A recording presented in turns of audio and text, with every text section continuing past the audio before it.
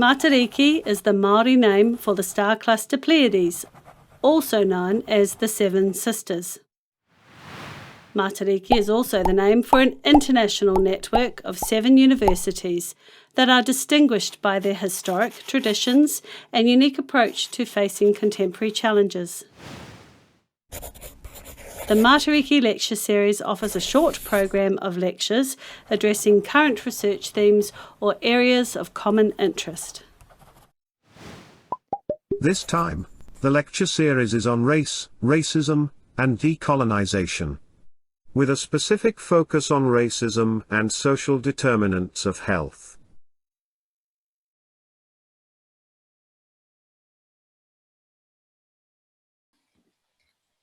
So, kia ora koutou, he mihi nui kia koutou. I rungi ngā āhuatanga o te wānei, he uri tēnei no kaitahu no kā te mamoi, no reira tēnā no tātou katoa. So kia ora everyone, and thank you very much for having me here to speak with you tonight. What we know from the research that I'm involved in, but what Indigenous peoples have known deeply since colonisation, is that racism is bad for our health, that racism, colonialism and other related systems of oppression structure our experiences of the world, they structure our exposures and our opportunities. They violently disrupt our relationships with each other and with our environments in ways that are deeply harmful for our health. And they rob us of time with generations before us and with generations to come after us. Racism manifests in health inequities, in early mortality, and in empty seats on our pie and empty spaces in our communities. And so, as I said, the fact that racism is bad for Māori health and that it fundamentally shapes health in the nation state currently known as New Zealand is not new information, and certainly not for Māori. Inequitable healthcare access and quality and inequities in health outcomes are well known, they're persistent and they're consistently documented. So in the time that I have with you today, instead of going through some of those inequities, what I wanted to instead spend some time thinking about was the ways in which racism continues to operate through this idea of a willful unknowing or a cultivated ignorance, and through the active or deliberate inaction, so that racism continues to be a fundamental determinant of Māori health, even at the same time as we hear a lot of rhetoric around anti-racism and goals of equity. So I'm going to firstly just really briefly outline what I mean by racism, and then I want to turn to some of the thinking that I've been doing around how racism impacts health through these practices of not knowing and practices of not doing, namely through the refusal to know Māori health and Māori experiences of racism except through Western colonial knowledge systems, the refusal to know racism as an ongoing system of violence, and through the claim to unknowing or not knowing enough about racism as a justification for not moving to eliminate racism. And in the talk today, I'm going to particularly be drawing on theorising of Eve Tuck, of Moana Jackson, Linda Tuhiwai Smith, as well as a number of scholars in the epistemic justice space. And my thinking is also shaped by recent and ongoing conversations and theorising with Hannah Burgess, Paula King, and Jack Saramoana Arledge. And I want to keep in mind in this presentation the lived experiences of the communities that sit behind the presentation, and the nature of my topic means that I'll be discussing violence. So I want to mention that at the start. My understanding of racism draws on kaupapa Māori thinkers and scholars and on the work of decolonial theorists who remind us how racism is really an ordering or a reordering, as Ramon Grosfoguel says, along the line of the human. So racism is a system, a global system, whereby divisions between humans are created, where race becomes the central dividing line that divides colonisers from colonised. Frantz Fanon talks about race as the division between the zones of being and the zones of non-being, that is, between peoples whose humanity is taken for granted and presumed, and those whose humanity is in question, unsettled or denied. And importantly, to always talk about and remember is that racism precedes the invention of race. So racism is not a predictable or expected outcome of differences between groups of people. Those differences are produced through racism. They don't precede racism.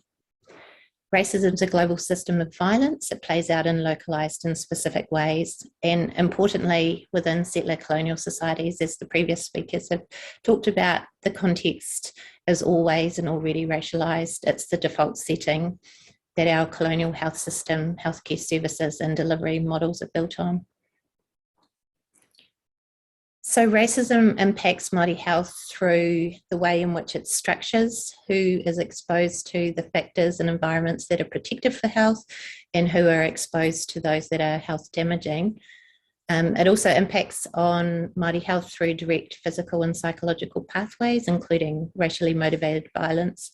It operates, as we know, as a chronic stressor with impacts that are physiological and psychological through long-term, cumulative, everyday chronic exposure, and it impacts on healthcare access, quality and outcomes. But what I want to think a little bit more about today is how it operates as well through the structuring of epistemic systems and relations, that is through the way in which it structures our knowledge relations, the way in which racism privileges some knowledges and some ways of knowing and some types of knowers, and simultaneously suppresses, excludes and silences others. And there's a number of scholars who have written in this space, including Charles Mills and Shannon Sullivan and Nancy Tuana. And they've talked about this idea of a willful ignorance or a deliberate or willful unknowing as an important way by which racialized hierarchies are maintained. So it's thinking about this unknowing or this ignorance in a different way that we often talk about when we talk about racism, as rather than a sort of inadvertent or accidental ignorance, thinking about this ignorance as something that's actually actively cultivated so that people can refuse to know how racism is operating as a way of claiming both innocence of knowing racism, but also being able to disclaim any responsibility for moving against it. And so I wanted to also think about this type of unknowing in relation to a way in which we find that people will acknowledge that health inequities exist, and they might even acknowledge that racism is the cause of those health inequities, but they still refuse to know or understand these except through Western colonial knowledge systems.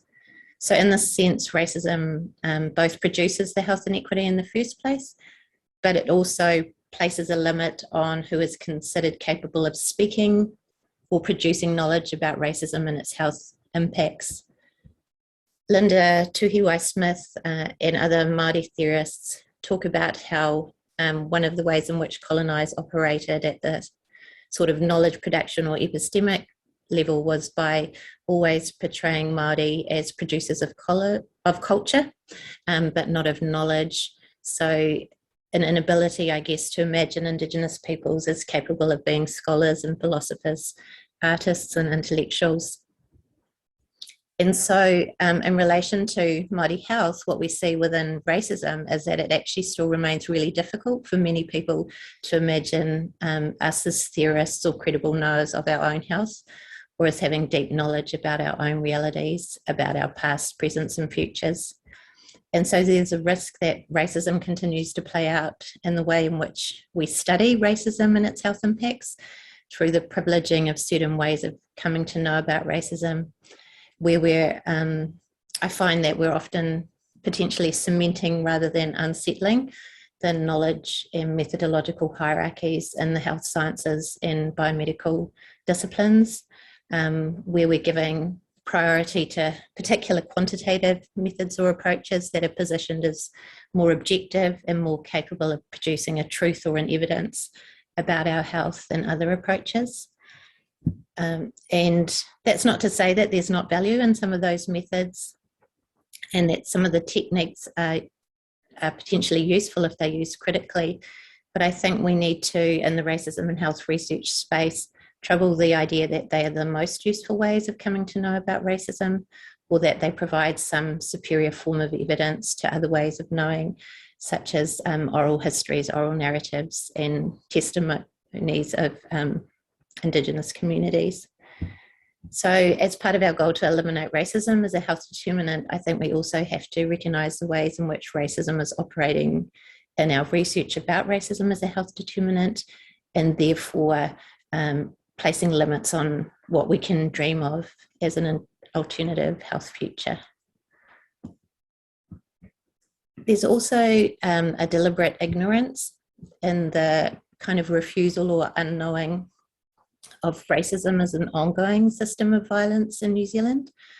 And this cultivated ignorance prevents us from having an honest or deep conversational reckoning with how racism continues to play out.